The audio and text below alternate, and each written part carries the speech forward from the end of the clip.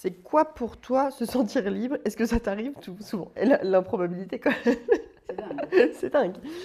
Euh, pour moi, me sentir libre, je crois que c'est vraiment pouvoir faire ce que j'ai envie, un peu quand j'ai envie. Et, et en même temps, je suis consciente que je peux pas tout le temps être libre, parce que tu vois, il y a quand même des contraintes qui peuvent être posées, un cadre, etc. Mais il y a quelque chose comme ça, de cet ordre-là, de me dire, je peux faire quand j'ai envie, quand je veux, et ce que j'ai envie. Est-ce que ça m'arrive souvent? Je dirais de plus en plus souvent aujourd'hui. Euh, et je crois que j'ai plutôt envie de me créer cet espace-là. Là, ça va être l'objectif 2026, de le créer de plus en plus. Oh là là! Quels sont les obstacles à ton bonheur? Les obstacles à mon bonheur. Bah, je crois que le premier obstacle au départ, c'est moi-même, d'abord. Dans les blocages que je peux me créer toute seule sans qu'il y ait de contraintes extérieures, les peurs que je peux avoir, la peur des échecs, mais la peur de réussir, la peur d'être vue, la peur de ne pas faire les choses comme il faut. Euh, Après, les obstacles, je dirais qu'il peut y avoir des obstacles financiers ou de connaissances, de compétences, de choses comme ça. Et en même temps, c'est pas ceux-là qui me bloquent réellement parce que j'ai confiance que je trouverai des solutions par rapport à ça. Donc pour moi, les obstacles à mon bonheur au démarrage, c'est juste moi. Oh, qui es-tu? Oh, punaise. Qui je suis? Je crois que le qui je suis est encore en construction aujourd'hui. Euh, Parce que j'ai été tellement définie par mon travail pendant toutes ces années que le qui je suis aujourd'hui, j'ai beaucoup de mal à le définir autrement que par le travail que j'avais, par le poste que j'avais. Et je crois que je me cherche encore. Je sais que je suis quelqu'un qui peut être très joyeuse, très curieuse, et en même temps, je peux être très renfermée sur moi. Euh, mais j'ai envie de découvrir plein de choses, j'ai envie de m'ouvrir aux autres, j'ai envie d'expérimenter, de faire expérimenter aussi. Et je crois que dans le qui je suis, moi, j'ai plutôt envie de... Il y a une part d'enfant en tout cas qui est toujours là. Et là, j'ai plutôt envie de la faire vivre et de la faire vivre pour qu'elle ait de l'impact finalement sur les adultes, de façon indirecte sur les enfants, avec le mimétisme, etc. Mais, mais ouais, de pouvoir se dire en fait dans la vie, on peut être très sérieux et à la fois rigoler et prendre les choses à la légère et pour autant être dans des sujets très profonds. Et que ça soit pareil dans les relations, être dans des relations où on va être dans des conversations dans la profondeur et en même temps beaucoup de légèreté. Voilà, et moi je suis ça. Comment c'est pour toi de dire non? Je dirais qu'il y a encore une part de moi qui a du mal à dire non, de peur de ne pas plaire, de décevoir. En gros, ce que va penser l'autre de moi et de ma réponse.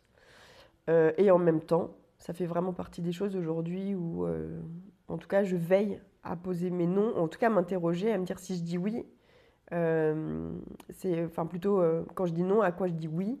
Voilà, et me poser la question à l'inverse, quoi. Finalement, je dis, ok, je fais peut-être un non, et l'autre le prendra comme il le prendra. Par contre, moi, je me respecte aujourd'hui dans ce que j'ai envie de vivre, dans ce que j'ai envie de ressentir.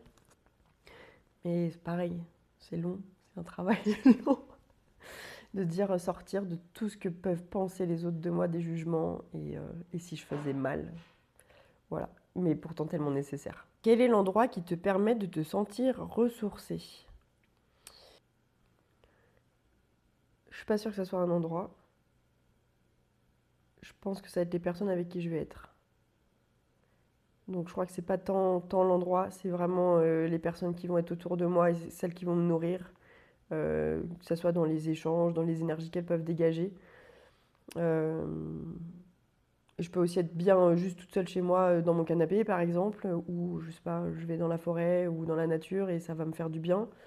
Mais je crois que ce qui me ressource vraiment, c'est être avec des personnes avec qui je partage les mêmes valeurs Et où je vais être dans ces échanges qui vont être dans la profondeur et en même temps dans la légèreté. Et là, je peux parler pendant des heures et me sentir pleinement réénergisée. Donc ouais, c'est pas l'endroit, c'est les personnes. On va. Comment vis-tu la comparaison? Ah, décidément. Comment je vis la comparaison? Aujourd'hui, je dirais que je mets plus de... Je vais être plus en veille sur les moments où je vais me comparer aux autres. Euh, Parce que je vois que ça me fait du mal plus qu'autre chose. Que c'est pas forcément... c'est pas ça qui va être constructif pour moi.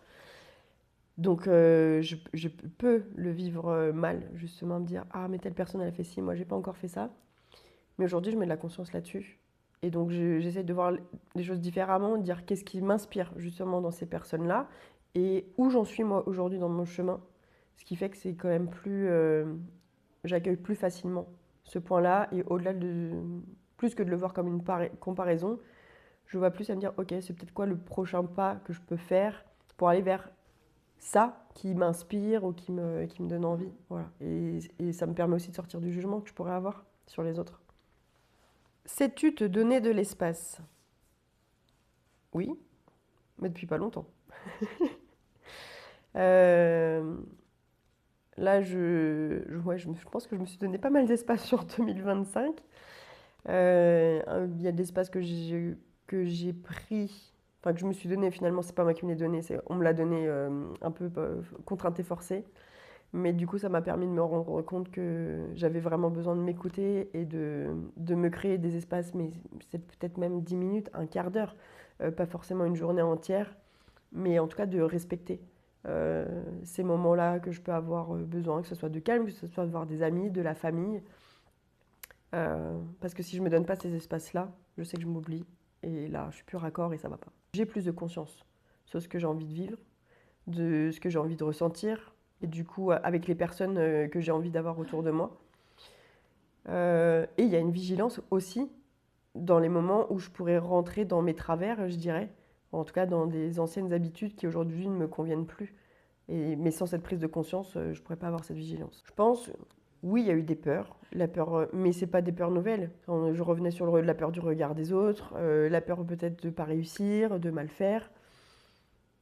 Mais honnêtement, je crois que les peurs, là, je les ai prises. J'ai dit, ok, j'ai peur, mais j'y vais. On verra. Je trouverai bien des solutions. Euh, Parce que je crois qu'il y avait quelque chose à l'intérieur de moi qui était plus fort que ces peurs-là.